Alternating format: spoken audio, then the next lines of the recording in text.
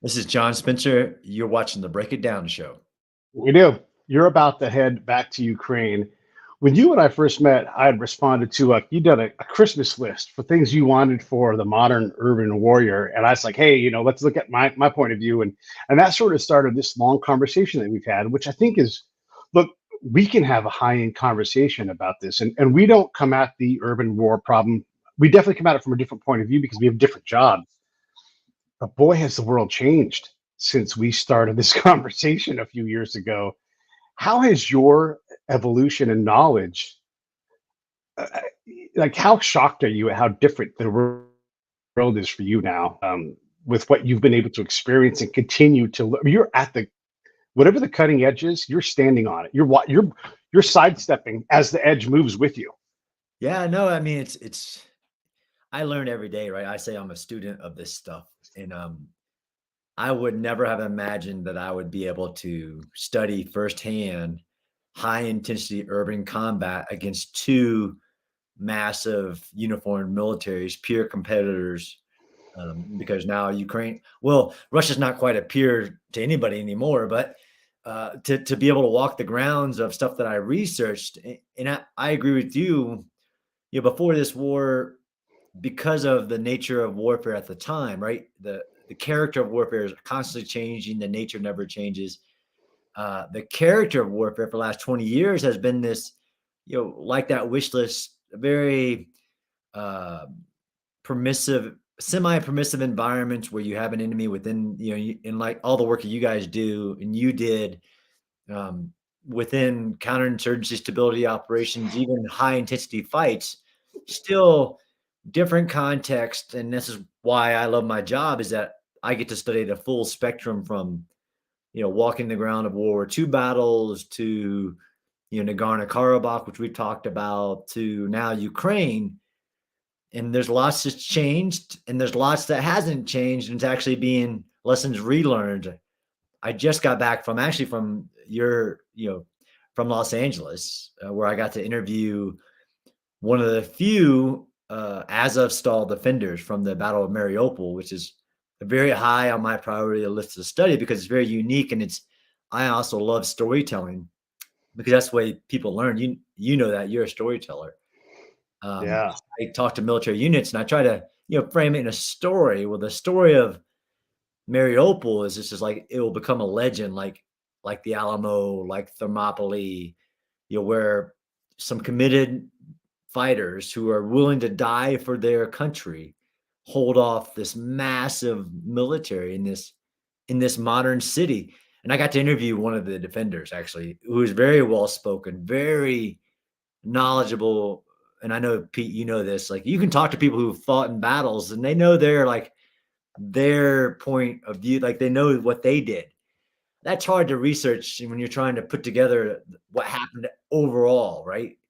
Yeah. Not just with rotation of leaders like that you've dealt with, but I'm just trying to, like I had the Battle of Kiev, to understand what was happening in the battle. And if you interview a fighter, that's great, firsthand primary research, great, but they don't always, know much more than the house they're fighting in, or even their mission.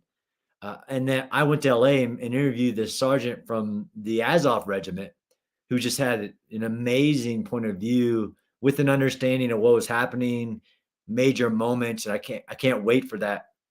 It's from my podcast, but it also furthered my research. As you know, I'm heading back into Ukraine. I study urban battles, right? I track the Ukraine war daily because I get asked to talk about it. But I'm a one trick pony. I'm concerned about urban fighting, and there's plenty of that in Ukraine, but there's also very specific moments, right, that are very urban battles because that is the decisive battles of any war.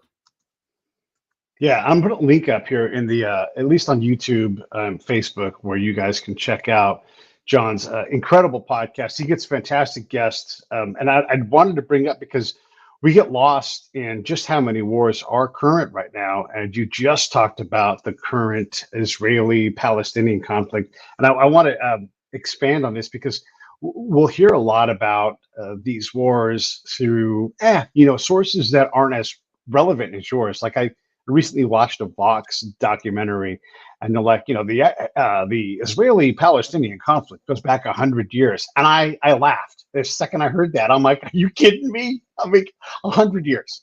Like, oh my God, So this fight, and when you read, gosh, if anybody hasn't, everybody needs to read Benjamin Netanyahu, whose recent book, and he goes through this long history of, and they just call them wars, because to them, they're wars. We look at it as like this sort of weird modern fight. So how do you characterize these battles, these skirmishes, these wars, and from the Israeli point of view, how do you look at that, and how do you blend them into the modern urban warfare? Because that's a different part of this whole spectrum of fights. Yeah, absolutely. And context is so important. War is easily defined, right, as nation state fighting for political objectives. So absolutely, you can call Israel Palestine a war, which freezes in certain moments and times, but there are very, very wicked problems in the political objectives of both sides. And I use that word purposely. And I've walked that ground. It's an amazing. Well, I walked some of that ground, right? Actually, Mhm. I just reposted the interview that I did on the Battle of Jenin, which is actually in the West Bank, and I couldn't get there last time I was there. I had plans to go, but I just reposted the interview with an IDF historian on the Battle of Jenin, because even in American culture, American urban warfare studies, there's myths about what did or didn't happen during that last, basically when Israel went into the West Bank, went into the refugee camp in Jenin, and all the conceptions I had in my head about it. But there's been so many wars in Israel, with so many different actors who threaten Israel's right to existence. But then you start to talk, Israel, West Bank, Israel, Gaza, the complexities, the Oh, start of the bombings that'll come out of Gaza and the West Bank, and the differences between Hamas and Hezbollah and PLA, and I have friends who spend a lifetime studying it, and I got to walk. Was it? I think it was 2 years ago. And you did about 2 weeks. I mean, just understanding the compression that is these conflicts in Israel, right? Because Israel is so small. Where you're like, and then you go to Ukraine, you're not getting to that place on the map without a like 8 hour, 9 hour drive. I if mean, only that long. I've driven literally from the southern part of Israel near Gaza all the way up to the northern part, and to look at the difference between a Hamas tunnel and a Hezbollah tunnel, which are night and day. But Israel is just so small. So when you start talking about wars and battles that have happened, it's so compressed. And that where you have, this is why I found fascinating too, and even you don't have this in Israel, where you have people fighting in Israel, but their families can hear the fighting from their house, because that's how close this fighting, when this flares up, unfortunately, when it does, because these wicked problems still exist. And I'm not an expert in talking about what are the solutions in Israel, of course, but Yeah. um, in understanding the fighting, because usually we look to the IDF as they're highly trained in urban warfare, and they are, but there are very specifics to the way they train, organize, and equip for urban battles, because they know where their urban battles is going to be right over there. So Right. all their equipment is designed, their units are trained for a very specific urban fight. Yeah, that's a great point. And their fight isn't just urban, right? Like it's political, because you have different US elements that come in and want to tell them, because I mean, look, the next presidential candidate that runs on peace in the Middle East, which is really peace between Israel and Palestine, but won't be the first, won't be the last. They all want to solve it. And whether it's a two-state solution or just peace or whatever it's going to be, whatever their brand of it is, um, they have tremendous pressure on that. So you're fighting these things, like the U.S. doesn't even recognize a Palestinian state, and some of the world doesn't recognize an Israeli state. And you have all these like things that they have to deal with their fight. It's not just this one little piece of ground. There's this existential fight. Iran has openly said they want to wipe Israel off the map with nuclear weapons. I mean, it is a crazy, complicated fight. Yeah, man. And if you look at, and like you said, history in Israel is just, I mean, mind blowing as you think about, just in the last 100 years of the wars, Yom Kippur War, all of these flare ups. And it really, if you don't, I actually had misconceptions too, even in my own studies of like, okay, West Bank, Israel, Gaza, and you got to go there and walk the ground and see like, okay, that little segment right there, that's part of Palestine. This little segment over here, that's part of that. It's so crazy when you think about, and then try to imagine a solution to these very separated. It's and then in fact there is no. And the U.S. does have um, basically representatives in Israel who talk to Palestinian authorities and are kind of like a talking organization. But I mean, like you said, it's so political and like that level of political where the constraints on the use of force for an Israeli soldier are beyond anything that we can imagine, and Yeah. that's caused them to develop tactics, techniques, and procedures and weapons that are just very unique. And understanding also the Israeli defense mechanism and how they can innovate. It's just, I mean, it's all fascinating. I can't wait to spend more time over there and learning it, because there is an exchange globally for one that the political solution, right? You said, the political leaders are going to run on that solution when they really don't understand, like even a two-state, that it just, it is not that clear cut. Like, and I don't Yeah. know enough to even get into that realm. I try to stay Yeah. in my corner, but I have enough of a little bit of an understanding. Like before people start talking about that, like go walk the ground and try to get a understanding of what that would actually look like. And when you read, I don't know if you've read BB's book. If you haven't, I like, this is Pete saying to John, but anybody else, you should read it. It's incredible because one of the things he's saying is like, look, I continue to be prime minister in spite of my political adversaries, in spite of American press efforts to get me out of here, because we go forward when we use my means. And this guy has been prime minister more often than not over the last 30 years, right? And he's like, a lot of the Arab states are cooperating with us. And he definitely talks about the Abraham Accords because we're good for business. We're going forward. I mean, you look across the street at the Palestine effort and like they're not going anywhere. They're not, like, they're stuck in the past. And he's making a compelling case to go, the best way forward is to go forward, and stop this wasteful war. If you want to talk about Israel some more, we can. The other thing I want to talk about is, gosh, there's plenty of conflict. I don't know what in the world we do, if anything, in Burma, Myanmar, whatever the place is going to end up being.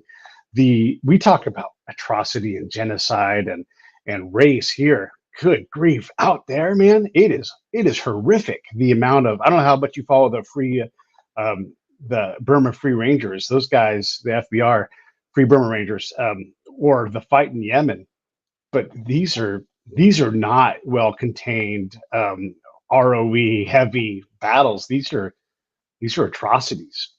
Yeah, absolutely. And I do follow, I don't follow, I mean, I definitely know of the Free Burma Rangers. We've had the podcast at the Modern War Institute came, great.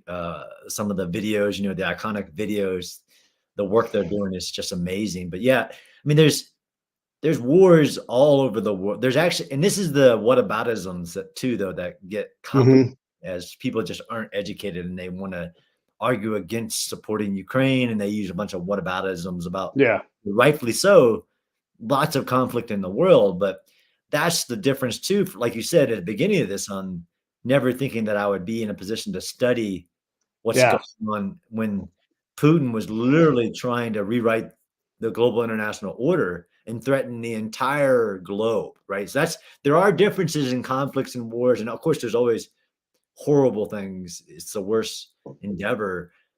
But then there are laws of war. There is accountability. There are multinational organizations that are meant to try to contain and reduce suffering in war. And Putin said, I don't care about any of those, and just invaded and doubled down and keeps doubling down in Ukraine. But most people, now I know Pete, you do, but just don't understand like what's at stake in Ukraine. It's Oh not my gosh. just about Ukraine. It's not just about the genocides that, and there are other genocides, of course, but what's at stake in Ukraine is global. Yeah. Yeah. It's interesting when you look at the big picture. Right now, it appears that today, and these things change fast, but Russia is losing. And you had this great post talking about the material aspect of what Russia is losing, but Russia's losing, and it must be. Look, you have to fight with the fight that you got, right? And as much as we make fun of Rumsfeld, like you gotta you fight with the war you got, the army you got. But that is true. And if a guy digs in and he takes out a company and then you send another company and he takes them out, like that just happens. And so if the Americans decide to fund all of Ukraine and give them stingers and laws and every kind of munition system ever, and they just empty the arsenal, that's what you have to fight. So we have this situation where um, Russia got the bad end of the strategic fight, but here they are. The other thing is and me and Andy Gingaleski talked about this the other day. As bad as Russia is getting it handed to them, I don't think in history there's a country that has a tougher chin. They can take it and just take it and take it and take it. So are we anywhere close to the end? What do you, I mean, look, I know it, like they're running out of tanks, they're running out of ammo, but who's licked them? I mean, it's really hard to beat the Russians. Yeah, I mean that's a good point. I mean, Russia is a very massive industrial country, but Putin doesn't have Stalin's Russia. It doesn't have Mm, Stalin's empire. It doesn't have Stalin's military conglomeration, right? Of all the right, militaries he forced into serving for him. He doesn't even have the Soviets' economy, economic base, right? I agree with right, you. You fight with the army you have, but you fight with the military industrial base that you have. And some of this doesn't get exposed until you try to bite off more than you can chew. And I think that's what Putin did. A lot of the discovery about the Russian military, even Russian military analysts that I know wouldn't had a feeling, right? So everybody had a feeling about the corruption and the graft and the issues within all the military districts on how they would sell off their own equipment and skim the top, and you keep skimming the top on what we know. It takes a lot of money, right? We spend in our defense budget, which, oh, by the way, we've only given Ukraine like 3% of 1 year's defense yeah, budget. Uh, right, but we spend a lot of money maintaining stockpiles of stuff, right? Pre-positioned stocks for big wars. Well, what Ukraine has shown the world, to include us, is that what you thought you needed, you don't have. Um, Even in production capacity, right? So this is a long way to get to Russia doesn't have the capacity most people argue that they do, right? They're showing it by the fact that they're running out of the ability to field what's needed to hold the ground they're trying to hold mm, and to replenish, right? Whatever the tank, the artillery round, the soldier, you just don't create that stuff out of thin air and just keep, if you don't have it already stockpiled and you maintain the stockpiles. This is why wars are industrial economic and endeavors, right? right, You could send your entire military, right, which Russia can't because it has to protect, as we've right, seen. They got a couple domestic issues which they need to maintain military power in Russia, so they can't just like send their million man military into Ukraine because they have to, because they're so fragile. Maintain in every military district, and especially in the capital, certain military capabilities. They have to keep soldiers there. Uh, so that limits what they can expeditionary send to try to this war of conquest. yeah, But then, like we've seen, like even we can't even keep Ukraine supplied with artillery rounds. We, the West, because you're firing hundreds, tens of thousands of artillery rounds today. And we, the West, kind of, as the big wars, we start to cut our our production capacity. And that's not just in javelins and stingers, right? Stingers are old, actually, old technology. Javelins newer, but we don't have enough to keep up with even a small fight. But there's only two plants, Pete, in the United States that produce artillery rounds. And that's because, well, we don't need that many. Like, well, Yeah.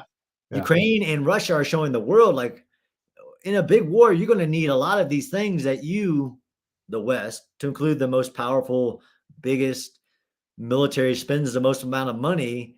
And this is where you get frustrating. Is like we're investing in like fancy future technologies that don't even exist today. Like, oh, you're going to need tanks, you're going to need artillery, you're going to need engineers, you're going to need water purification, all these things. Like, we don't need that. We're this light, highly technologically advanced military. Uh-huh. Yeah, if you're going to fight a land war, Russia's showing, one, they weren't capable of doing it, and they're still not, right? So I don't know when this ends. I know pretty clearly as an analyst that Russia can't hold the ground that they currently are holding, let Mm, alone the political objectives they started with, which they yeah. downgraded, and we talked about that. They keep downgrading. You can have goals like Putin does, but then you have to have capacity, military capacity to do that. Now, there's a disconnect on what he may know and his generals may know, but Russia can't hold what it has now in Ukraine at all daily. Like, they're losing ground daily because they don't have the military or the military industrial base to hold that ground, let alone take ground. That makes it tough to negotiate an end too for Russia to keep what they've got, right? Because we all know the math. That's right. And that's why Ukrainian, like, nobody's going to tell Ukraine what to negotiate, right? What to give Right. away. Hey, just give away Florida, right? Yeah. Just live without Florida or California. You can live without Hmm. that, right? Right? Yeah. California, home to the western port that feeds most of the western United States. Yeah. Oh, but you could do without that, right? Yeah, you could do without southern Ukraine in the Azov Sea. You could deal without that, right? Nobody has the right to tell Ukraine what they should deal. The world agreed on the 1991 internationally recognized borders of Ukraine. So if Ukraine wants to fight and should fight for their sovereignty, that's again why Russia's trying to change the world. But all wars end at a political negotiation table, right? Yeah. That's Yeah. all wars end at a table. Ukraine is at a position of strength with 50 plus alliance, basically your alliances are your strength. Russia comes at this table with weakness, but that doesn't matter. It does have to come to some point at a table. Yeah. When Yeah. when is that going to happen? I don't know. When is this Yeah. war going to be over? I think the conflict goes on for years, and especially if Putin remains in power, which actually is becoming not as sure as it used to be. Uh, Yeah. they'll always want, Putin will always want Ukraine. But Yeah. the fighting can't continue for years. Russia doesn't have the capacity. The Yeah. This level of fighting. Oh, you're locked up or am I locked up? Somebody's locked up. I'm going to assume that it's you this time. Let's see. My clock is counting. All right. I'm just going to talk. The hopefully John comes back or I come back. One of us is stuck. Let's see. All right. Well, I'm going to talk. The fight in Russia is interesting. I think I saw a story today that Prigozhin is actually in Russia again, which is interesting because Wagner has a lot of capability to do things. And if he is on the loose and in Russia, that makes for some interesting updates because he has a capable force and seems to have enough rounds coming from somewhere. Oh, all right, it is me. Hey everybody, how you doing? It's PDA Turner from the Break It Down Show. We'll get John back here in a moment. And thanks for watching, by the way. Oh, there we go. We got John coming back in. Okay. So I was just saying, John, it's also interesting. I saw a story today that Prigozhin is back in Russia, and he's like one of these free radicals on the battlefield. Where he does have influence and is still alive after turning his forces towards Russia. And there are these things where Putin has to deal with this. And if he's going to stay in power, and look, the guy has a lot of power. He has the ability to put nuclear material in people's underwear. And, he's a dangerous dude. But yeah, if he's going to hold power, it's going to take his resources and all his might. It's interesting how quickly this whole thing changes. And I would think from the US's point of view, a beat up, staggering Russia is probably the goal because no one thought this would really happen, and then he did it. And so how do you prevent it from happening again? Well, you knock Russia in the ribs so hard that they never want to do this again.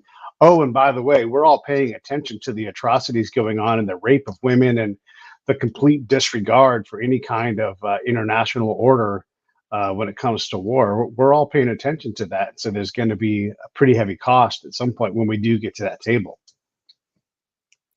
Yeah, absolutely. And I mean, this is if it ends tomorrow,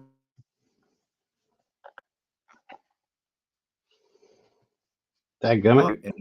oh, Yep. Are you there? I think we you got me. How about now? Oh, yeah, I can hear you. Yeah, let's try it again. If it ends tomorrow. Okay. Yeah, hopefully it's not mine, but I don't know. Who knows? Who can tell? I Oh, see now. there Okay. is a sunstorm Nope. going on, so that could be that.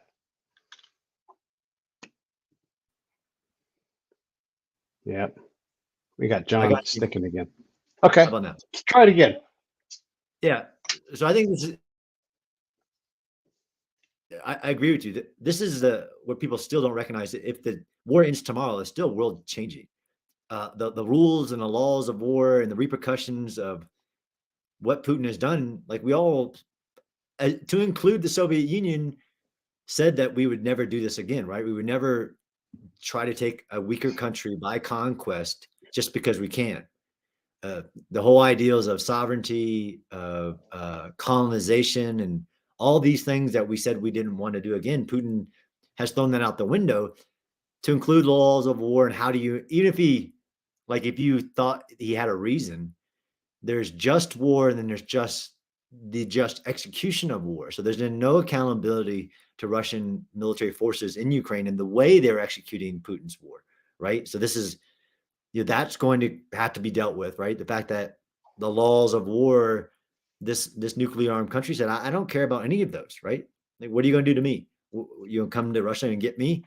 And now, Putin's been indicted. They've with taking 100,000 Ukrainian babies out of Ukraine and sent them to Russia. They'll never know they were Ukrainian beforehand. And then this aspect also of Prigozhin, there's a lot of work on this as well. As you and I have experienced war that relies on private military contractors, especially for logistical support.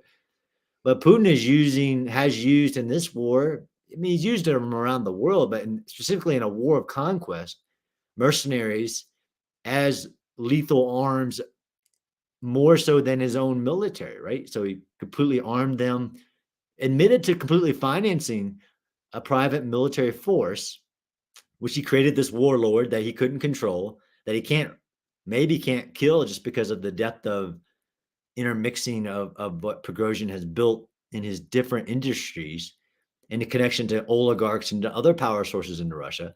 But it really brings into mind of any private military like that doesn't wear the uniform of the military state that is accountable for its actions, but clearly is financing, sending these people in to do horrible things into Ukraine. There's major repercussions of what Russia is doing in Ukraine every day. And some people are trying to sit it out like, oh, this is what Russia does. This is what happens in war. Like, no, actually, this is what we all said, the world, we would not let happen again. And you can't do that, right? You can't create ecocide by blowing a dam and know the repercussions that it's going to cause, right? Because there are like four primary laws of war. One of them is just military necessity and a commander analyzing the impact on the civilian population. And I'm sure we should talk about Zaporizhzhia power plant, right? The biggest nuclear power plant in Europe being used as another bargaining chip by Putin, as in just a form of weakness. Like, I will destroy this if you do this to this and this or whatever. Uh, which again, like, no, you shouldn't. We shouldn't be allowing this. And this is Right. some of our own political systems have been put to the test, right? So we can talk the talk, but this is actually for the American way of war, the American position on the global stage. This is a test of our system too. Like, how much are you going to allow the world to change on our watch? It's a great point, and we need these tests to this system. You know, it was the honor system. The honor system hasn't worked, and the Minsk deal didn't hold up, and so this forces our international relations folks to dig a little deeper and hold us warrior folks, the warrior class, a little more accountable. Right, Um, declaring security, all this stuff. I got to bring this up, and because look, it wouldn't surprise anybody if we had a hand in any of these large scale. And I'm not espousing a conspiracy, but if it was our training, if it was our munitions that blew up that, look, to blow up a dam takes very specific skills and operational capacity. You don't just show up with 3 sticks of dynamite wrapped together and go and then run. Like, that's not how this works. So there are very few people on the planet that know how to do that, and a lot of them are trained by us. So, Right. and I'm I'm not also saying it was us. I agree. Just And I believe the people who ever did it are probably already dead, so you'll never know who actually did it. But I'm also an Occam's razor kind of guy, like the most logical solution. Russia owned the dam, like controlled right. it. So like the idea of somebody else sneaking in under Russian watch and doing it for what reason? Like, all the logical like things aren't there for me. But I agree with you that that Yeah. wasn't an accident. Maybe it was an accident on the full what would happen if you did that explosion in that part of the dam. But you're right. Yeah. It takes a very specific technical amount of knowledge. That's even more than just P for plenty on explosive. And let me just say this. This is all kind of put into. I've watched ISIS people walk along a line executing people, and the way they're walking and shooting people, I know where that training came from specifically. Like, you see a certain walk and gait and shooting, and you know where that training comes from, and it was from us. I've well, look, we know who funded the training, or the we know where the COVID outbreak came from, and we know who funded that shit. So like, when we do have a history of having these things blow up on us. So yeah. Anyhow, we don't know where it happens, but oftentimes our desire to do the right thing often turns into the bad thing. So I guess I'll ask you this: when you look at a teetering Russian state, which I think is fair to say, are we operationally? I think we're doing well. We're winning. Strategically, when we're wiping out the male population to a heavy degree in Ukraine and in Russia, we have a lot of women being put into horrible situations because they're going to be exploited and abused for a long time. Kids are going to be exploited and abused for a long time. The environment is being destroyed over there. All these things that we don't want to happen as a country, all of these things are happening, and we're playing a role in this. We have a bit of a responsibility. I'm not saying we're the prime person, but we have these things. And if we have a Russia that has the most nuclear weapons of any country out there, are we getting into dangerous ground where Russia won't be able to, like, a Russia that is stable can protect its nuclear weapons. A Russia that is not, all of a sudden, Chechen hands or whoever, I mean, anything can happen. A determined team with a Russia that can't defend its nuclear weapons is a very dangerous thing. No, those are all great points. And so, from strategically, Yeah, uh, and you try to teach this in a class, and it gets kind of complex because it is complex.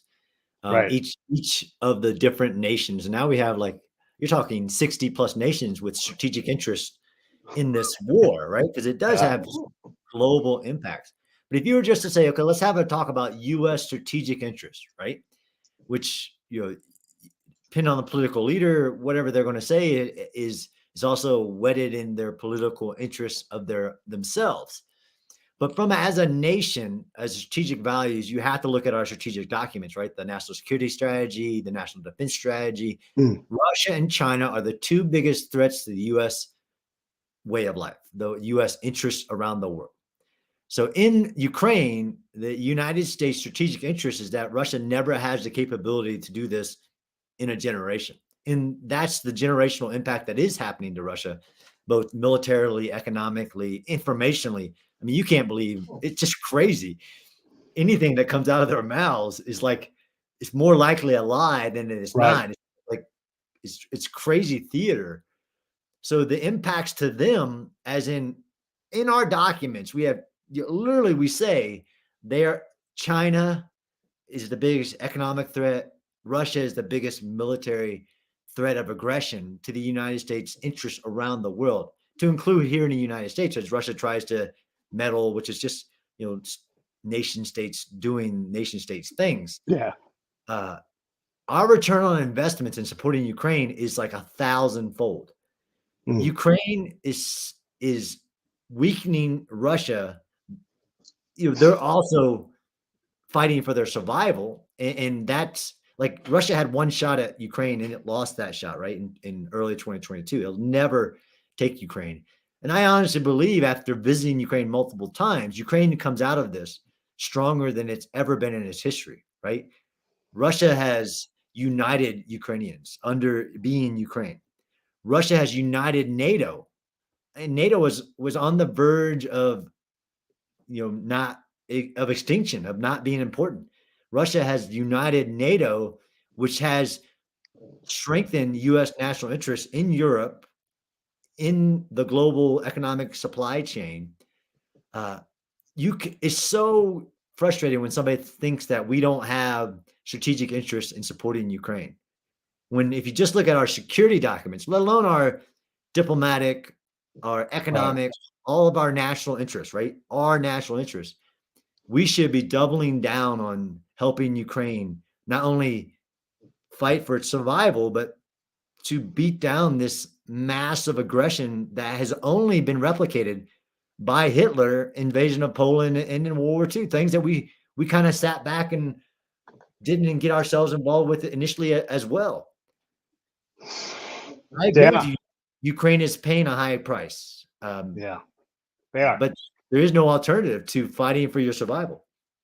And they are really for the first time in any sort of modern history, they don't have someone else's flag flying overhead, right? And this is their coming out party of sorts, right? They don't have a Polish flag overhead, no Habsburgs, no Russians. This is their true battle for independence. That's right. And they're standing, on their own with our help. But we had the French's help. We had Dutch backing when we did this. So okay, well, it's fine.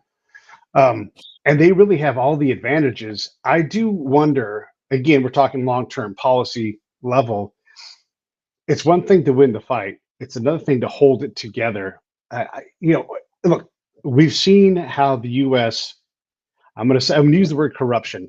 We have our own kind of corruption. We are the corruptor, though, right? And so when you flush a bunch of money in for reconstruction, when we bring our resources in and we try to teach, and I know this is going to happen because we cannot help ourselves. When we teach the Ukrainians how to process energy, when we teach the Ukrainians how to farm, we are going to corrupt the systems that are already there and the knowledge that is already there. And we try to teach them that the power of solar energy and all these things.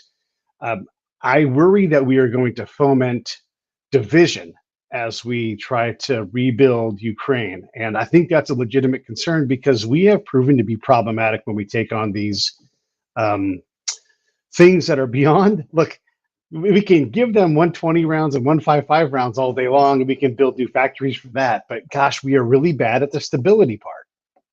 Yeah, and I 100% agree with you. And this is Okay. really even changing my mindset every time I go and like learn about what happened and what is happening. Yeah. Uh, Ukraine is not, I know it's easy to say, it's not Afghanistan, it's not Iraq, it's not other places which we've tried to help. It's not India, it's not parts of Africa. It's so unique in what Ukraine is. And I agree with you, as they've gone through their evolutions of political instability, revolutions, um, the different efforts to create something new and stronger, right? Hmm. And even with with all the resources that have flowed in, what the Ukrainian government has done to prevent as much as they can the corruption that resource does, right? We know this. That's the Hmm. curse of resources, whether it's oil or reconstruction efforts or whatever. That's the curse of resources, is controlling corruption and controlling human nature with a political system, which is has the checks and balances all throughout it. That really is the beauty of our system, is these checks and balances throughout all three forms of government. That is, Right. you see Ukraine, it is a Western thing versus an Eastern thing. Hmm. As I have traveled the world where, payoffs and bribes are like a form of culture, right? Right. Uh, but me going to Ukraine and getting an understand of even their history of being the intellectual capital of the Soviet Union, to be the production of things, to be the breadbasket of empires. Ukraine is so fascinating to go in there and understand that. And in some ways, I foresee them saying, "Look, like that's great advice. That's not our way." Yeah. As they go to rebuild themselves, and as I go there and like their farming capability, or like just going there and I'm not that's not my thing, but just to go out there and to see the dirt and to understand that the Soviets and the Germans try to steal the dirt of Ukraine because it's so rich in minerals. It's black, Pete. Mm. I've never seen anything like it. That's it's been the breadbasket of empires since its existence because of its unique nature. But even in its forms of government, its innovation, its education system, right? All these things that in other places where we have meddled and gotten so many things wrong, Mm. Ukraine is not those places. I'm not saying Ukraine will figure this out and get it right. I'm sure they'll evolve, and this is why some of those values that we profess in what we try to do around the world, right? The Hmm. democracy, self-determination, human rights. Like, okay, I see that stuff in Ukraine. I see even accountability in the political apparatuses, as Zelensky has fired all kinds of people. As that's the the kind of the differences in other places that I've been, even in Afghanistan, where it remained, despite us being there, that one of the most corrupt countries in the world while we were there, right? Yeah. Like Yeah. literally in the corruption index, it was like 200 of like 200 plus nations, Yeah. even with us there, right? Yeah. Um, No I doubt. I worry about Ukraine, of course, in the fact that it's going to have to rebuild so much that Russia has destroyed, and that so much harm is being done to them. But when I go there and I meet with like all these crazy businesses, and I want to couch this in a different way because I yeah, hear what you're saying, and I think we agree on most of this. yeah, Um, and I look, I met a lot of Iraqi farmers in my job, and what I understood about Iraqi farmers is they knew how to farm, and they would say this to me all the time. I don't need a lot of help. I need feed and seed. You want to help me? Feed and seed. That's what I yeah, need. Okay. All right. Let me get out of your way.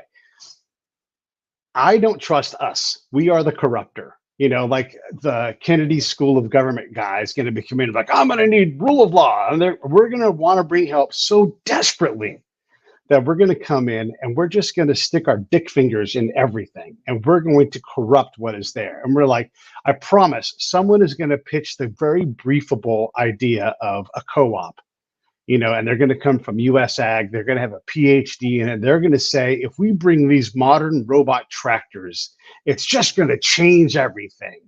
And the Ukrainians are just going to be overrun by our enthusiasm. This is what I worry about. I'm using farming and robot tractors as an example.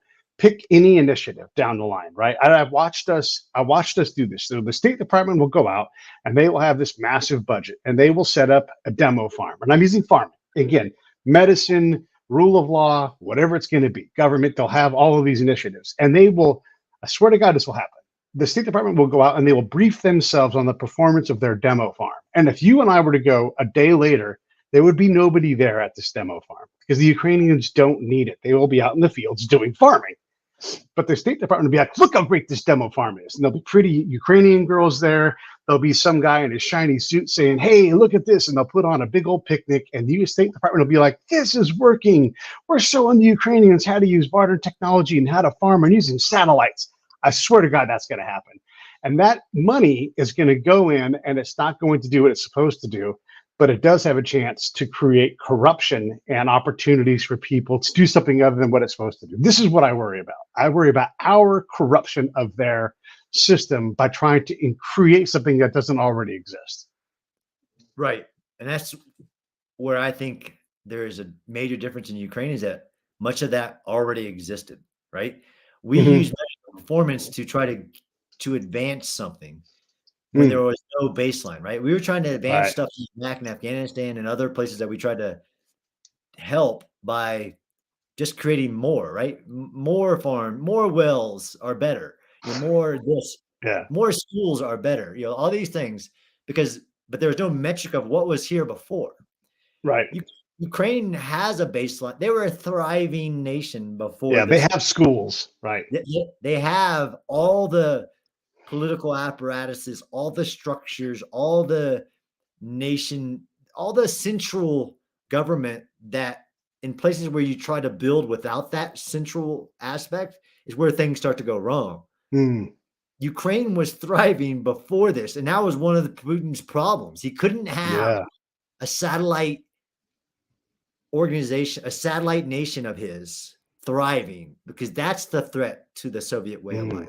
That's the mm. threat to the Russian way of life is that a breakoff is thriving more than Russia.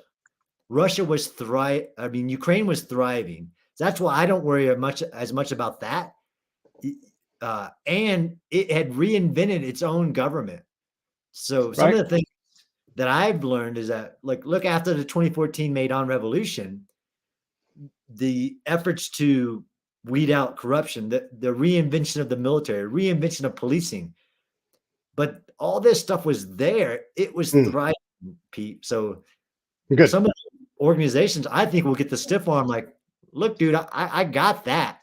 Nice. And where this will be a Marshall, I think, a more relevant to a Marshall reconstruction Okay. than not, right? Where you Yeah. that was European countries in charge of their countries, their leaders, their government systems, their systems rebuilding after the war. But you have to have that resource flowing into all the systems. And there's been a lot learned on how do you prevent corruption and transfers of funds and all these things that I think will be a part of that. But this is more like a post World War II reconstruction than the nation building attempts that we have tried for the last really 50 plus years in different parts of the world. I honestly believe that, but that's not my area of expertise, right? Yeah.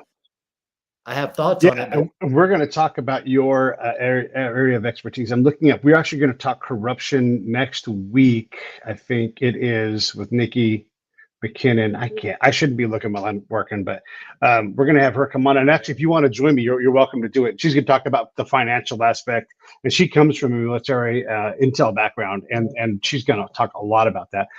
I've noticed two different stories in the past week about failed drone strikes where the drone anti-drone technology has reached the point where and this is crazy because we started this war with like how are drones going to work. Drones are very effective, and now drone strikes from both sides have been repelled in this past week.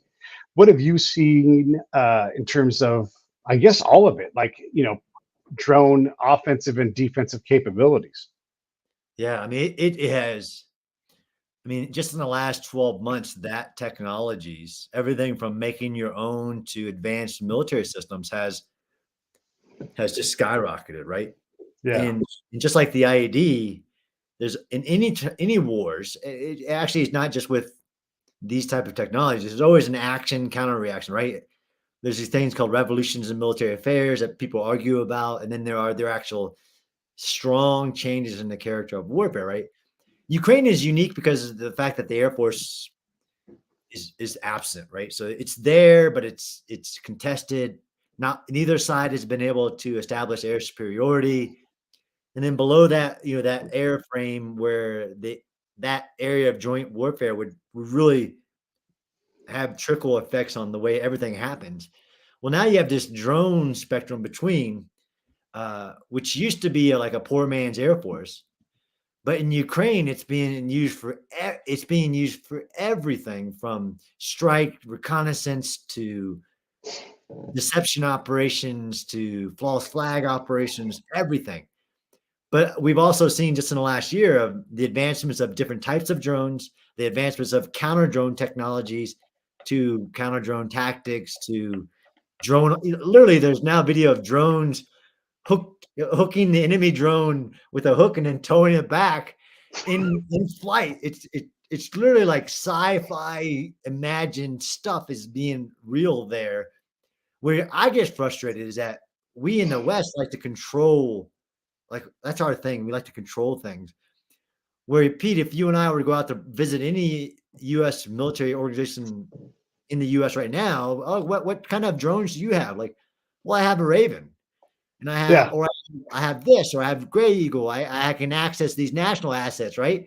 yeah, Like like we're so behind the curve based on what we're seeing in Ukraine in drones that it's almost criminal, and I get really frustrated as there are thousands and thousands of drones in the sky over Ukraine, and they're literally from like the tier one, like TB2, Reaper Predator level stuff down to still to this day the Walmart version or the I just built this in my backyard versions, but I will kill you with it.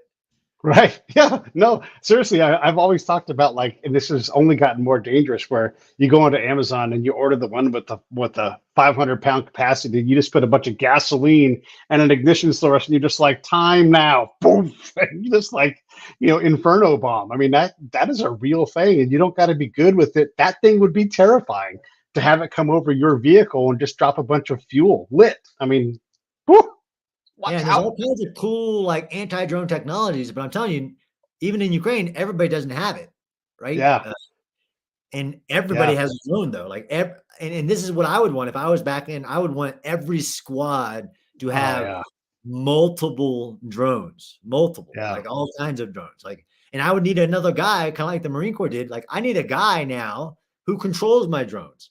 Like, yeah, because if I take a shooter off, like then now somebody that's not doing something else. This should be changing the way we do things.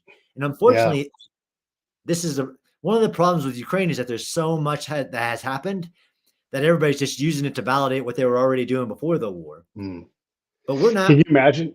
It's like you have all these farmers who are super handy with machines, and you don't even use electronics. You just use gears, and so you're not worried about communicating with it. It's just a smart weapon with gears, and you just send it like go 500 yards that way with this timer, and then release. Right, You flying know, bombs. Yeah. there's no EWO to stop it. Like Nope.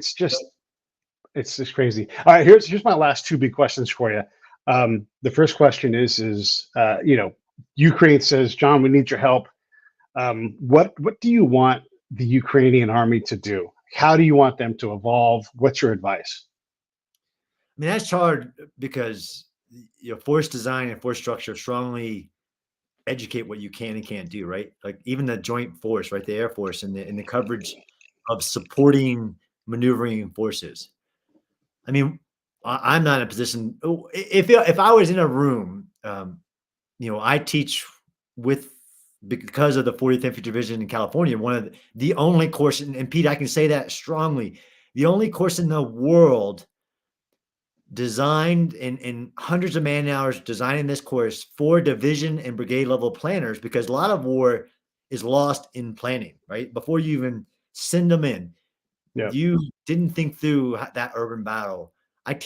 We teach, I'm just a part of it, this week-long course. That's what I would want any country of the world to, and especially Ukraine, to put into their professional military education, right? Ukraine is fighting a war, but it still has their version of West Point. Like they have a cadet Hmm. facility, they have officer courses, they have NCO courses, as they are also solidifying what they committed to, which is this Western way of war, as in leadership at the lowest level and NCOs. If they gave me that moment, I would want them to create that course for urban warfare, right? Because even in their wars, there are different, they're fighting trench warfare, they're fighting um, echelon of open warfare to getting to the urban battles, they need to solidify what they've learned over the last year into this professional military education system, which they're doing.